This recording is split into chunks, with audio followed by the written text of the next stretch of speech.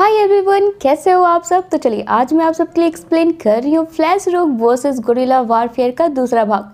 तो इसके पहले भाग में हमने देखा था फ्लैश की मुलाकात गोरिल्ला के सरदार ग्रूट से हुई थी और दूसरी तरफ मिस्टर कोल यानी कि स्नार्ट से मिलने हीट वेव यानी कि मिक रोरी आया था। तो चलिए अब इससे आगे की कहानी को शुरू करते हैं, जहाँ मिक की नज़र जैसे स्नार्ट पर पड़ती है ये स्नार्ट पर चिल्लाने लगता है अपनी पास्ट में हुई कुछ बहस को लेकर, क्योंकि जैसा हमने सीरीज में इन दोनों को देख रखा है वैसे तो दोनों हर कांड में साथ देते हैं, पर इनकी सोच बिल्कुल एक दूसरे से अलग रहती है। अब यहाँ पर मिस्टर कोल्ड और हीट वेव आपस में भिड़ने ही वाले होते हैं कि तभी यहाँ पर स्पीड फोर्स से फ्लैश भी आ जाता है।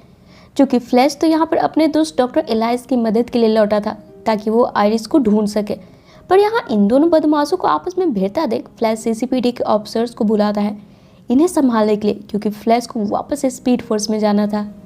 तभी यहाँ पर इन सब के बीच वेदर विजार्ड नाम की मेटा ह्यूमन मिक को अपने साथ लेकर जेल से भागने का प्लान बनाती है। तभी यहाँ पर फ्लैश ऑफिसर्स और अपने दोस्त डॉक्टर एलाइस के साथ पहुँचता है। तब पहले तो फ्लैश यहाँ पर वेदर विजार्ड को पकड़ने के लिए देखने लगता है।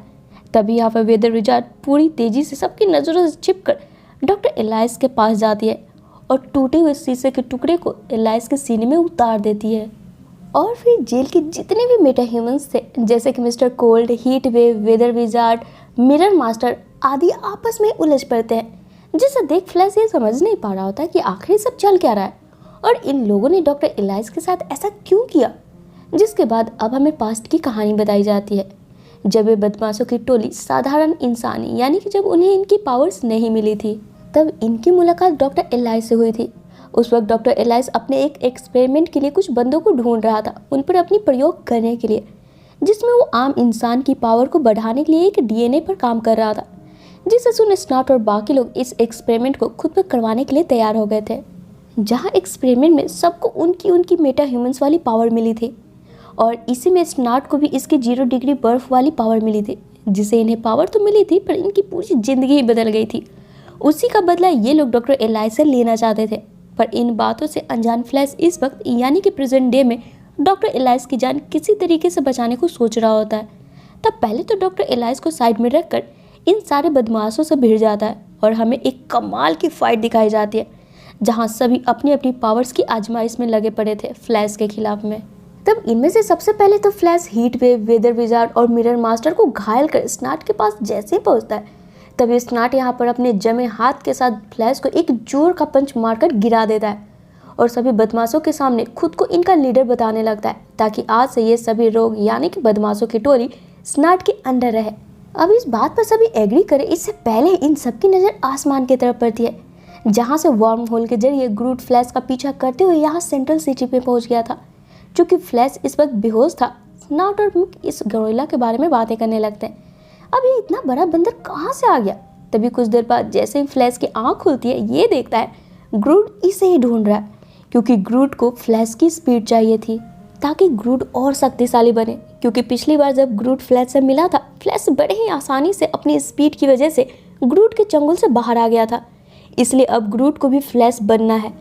जिसके बाद ग्रूट सबसे पहले तो यहाँ पर सेंट्रल सिटी पर न्यूक्लियर बॉम्ब फेंक कर यहाँ के लोगों को मारने का कोशिश करता है, जिसे फ्लैश अपनी पूरी जान लगाकर रोकने में लगा होता है। पर चूंकि ग्रूट का आकार बहुत ही विशाल था यह फ्लैश को पटक पटक कर इसकी हालत खराब कर रहा होता है। तभी यहाँ पर खुले हुए वार्म होल के जरिए टरबाइन भी पहुँचता है फ्लैश की मदद करने के लिए, जहाँ टरबाइन अपने साथ एक और गोरिल्ला जिसका कि नाम सोलोवार था उसे लेकर आता है, जो कि ग्रूट से भी ज़्यादा ताकतवर था, जो ग्रूट का ध्यान अपनी ओर करता है। तब वहीं साइड में हम पैटी को देखते हैं, वो भी यहाँ आ जाती है, जो कि घायल फ्लैश को सबसे पहले तो छिपकर यहाँ से लेकर चली जाती है और बाकी बदमाश की टोली इतने दिनों बाद जेल से आज़ाद होने के बाद इन सारी चीज़ों का फिक्र छोड़कर अपनी अपनी पावर्स की आजमाइश में लगे होते हैं।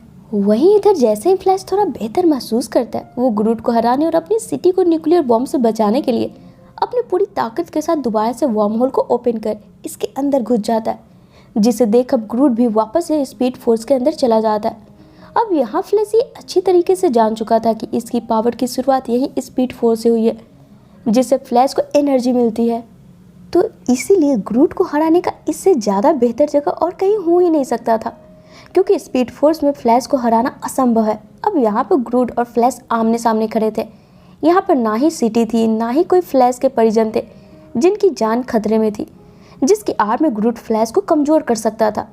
अभी फ्लैश इतना सोच ही रहा होता है कि तभी साइड से जस्ट इनके बीच में आइरिस आकर गिरती है, जो कि कब से यही स्पीड फोर्स में फंसी थी। इसे ही ढूंढने के चक्कर में तो फ्लैश का सामना ग्रूट से हुआ था। अब यहाँ आइरिस को देख फ्लैश पहले तो थोड़ा घबरा जाता है, फिर पूरे कॉन्फिडेंट के साथ ग्रूट का सामना करने के लिए आगे बढ़ता है और सबसे पहले तो एक जोर का घुसा ग्रूट को दे मारता है और फिर आइरिस को अपनी गोद में उठाकर पूरी स्पीड से भागकर फटाफट वार्म होल को ओपन कर बाहर आ जाता है और फिर वार्म होल को हमेशा के लिए बंद कर देता है ताकि दोबारा से ग्रूट इसके पीछे ना आ सके। और इसी के साथ फ्लैश यानी कि बैरी एलन की एक और दिन की समाप्ति होती है। तो फ्रेंड्स, बैरी एलन की ऐसे ही बेहतरीन कहानियों के देखने के लिए ना हमारे चैनल पे यूं ही बने रहें। और हाँ दोस्तों, फ्लैश में हमने ना अब तक डीसी के कई सुपर हीरोज़ को देखा है जिनके सीरीज भी उपलब्ध है।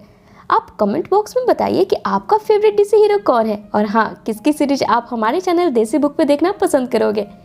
कमेंट जरूर करिएगा, मुझे इंतज़ार रहेगा। तो चलिए फिर मिलते हैं अपने नेक्स्ट वीडियो में। Till then take care and bye bye.